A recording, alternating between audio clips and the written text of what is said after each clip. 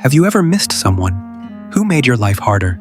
Someone who confused you, drained you, made you cry more than they made you smile, and still, you miss them. You think about the good moments.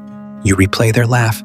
You remember the nights that felt special. And part of you wonders, what's wrong with me?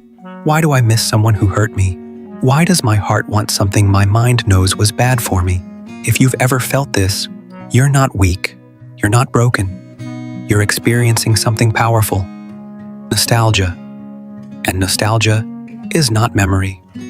It's edited memory. Your brain doesn't replay the full story. It highlights moments, softens pain, blurs the damage. It takes something complicated and turns it into something beautiful. That's why toxic people become dangerous after they're gone. Because when they're present, you feel the stress, the anxiety, the confusion, the emotional exhaustion. But when they're gone, your brain removes the daily pain and keeps the emotional highlights, the late-night talks, the intense chemistry, the feeling of being wanted, the rare moments they were sweet. And suddenly, it feels like you lost something amazing. But you didn't lose peace. You lost intensity. And many people confuse those two things because toxic relationships often feel intense. The highs are high, the lows are low. You never know what version of them you'll get next. And that unpredictability creates emotional addiction. Your brain starts chasing relief, not love, relief. The apology after the fight, the affection after distance, the good day after 10 bad ones. That cycle trains your emotions. So later, when it ends, you don't just miss the person, you miss the reward after pain. You miss the moments your nervous system mistook for love. And here's where it gets deeper. If love in your early life felt unstable, if attention came and went, if you had to earn closeness, if peace never lasted long, then chaos can feel familiar, and familiar often feels attractive, even when it hurts. That's why some people leave healthy love and still crave toxic love.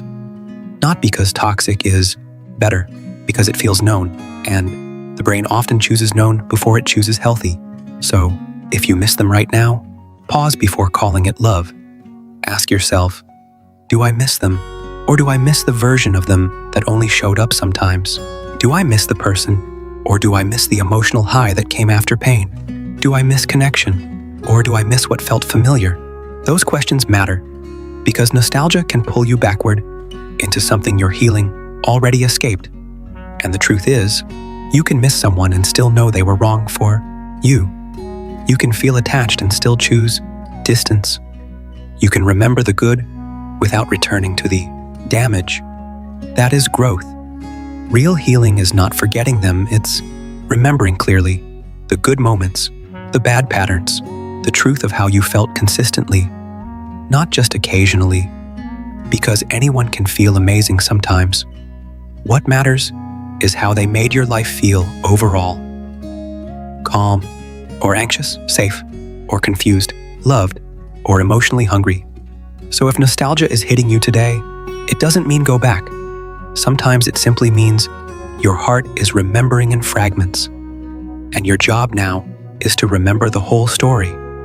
If this felt personal, subscribe for more relatable psychology videos like this, because sometimes the reason you miss them is the exact reason you needed to leave.